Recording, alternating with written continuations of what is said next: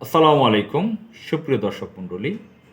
আজ রোববার ৮ ডিসেম্বর ২০২৪। বিএনপির ৩ অঙ্গ সংগঠন স্বেচ্ছাসেবক দল, যুবদল এবং ছাত্রদল নয়াপল্টন থেকে পদযাত্রা করবে ঢাকার নতুন বাজার গুলশান এলাকায় অবস্থিত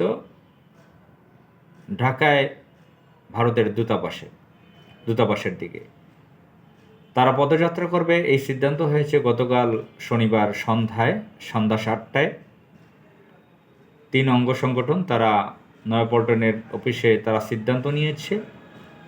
সম্প্রতি ভারতের ত্রিপুরার আগরতলায় বাংলাদেশের সহকারী হাই কমিশনে হামলা চালিয়েছে ভারতের বিজেপি সরকারের লোকজন বা বিজেপি সরকারের সহায়তায়।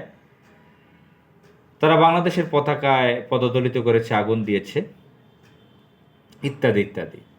এসব কারণে তার প্রতিবাদ হিসেবে বাংলাদেশ জাতীয়তাবাদী দল বিএনপি তার ৩টি অঙ্গ সংগঠন প্রার্থীপত্তিম ছাত্র সংগঠন ছাত্রদল, যুবদল, স্বেচ্ছাসেবক দল, তাদের নেতারা পদযাত্রা করবে, কর্মীরাও করবে। নয়াপল্টন থেকে তারা নতুন বাজার গুলশানের দিকে ভারতীয় হাই কমিশন অফিসে আসবে এবং এসে তারা ভারতীয় হাই কমিশনার ঢাকায় নিযুক্ত ভারতের হাই কমিশনারের কাছে একটি স্মারকলিপি দেবে। এটি একটি ভালো কাজ, তাদেরকে ধন্যবাদ জানাই। তারা একটি সুন্দর প্রক্রিয়ার মধ্যে এটি কাজ করবে। যদি এমন ঘটনা হতো যে আমাদের ঢাকায় ভারতীয় দূতাবাসে বাংলাদেশের নাগরিকরা হামলা করেছে, ভারতের লোকেরা কি করত? আমাদের যে হাইকমিশনের দিল্লিতে যে অফিসে আছে, যা আছে, সব তো পুড়িয়ে ছাই করে দিত।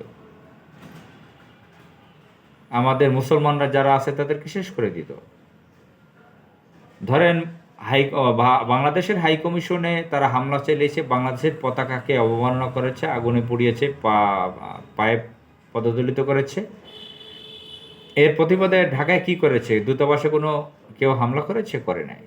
বাংলাদেশের মানুষ ওদের মতো অসভ্য না, বর্বর নয়, উচ্ছৃঙ্খল নয়, আর ওদের পাতা ফাঁদে পা দেয় না। ওরা মনে করেছে উস্কিয়ে দিব, বাংলাদেশে এই সেই করবে, আমরা তারপরে এটা পাল্টা করব। এটা একটা মিশন নিয়ে কাজ করে এরা। চরম হিন্দুত্ববাদীরা এই কাজগুলো বহু বছর যাবৎ করে আসছে এবং যুগ যুগ ধরে এরা শত বছর আগে থেকে, সহস্র বছর আগে থেকে মুশরিকদের ষড়যন্ত্র এভাবেই হিন্দুত্ববাদীদের, মুশরিকদের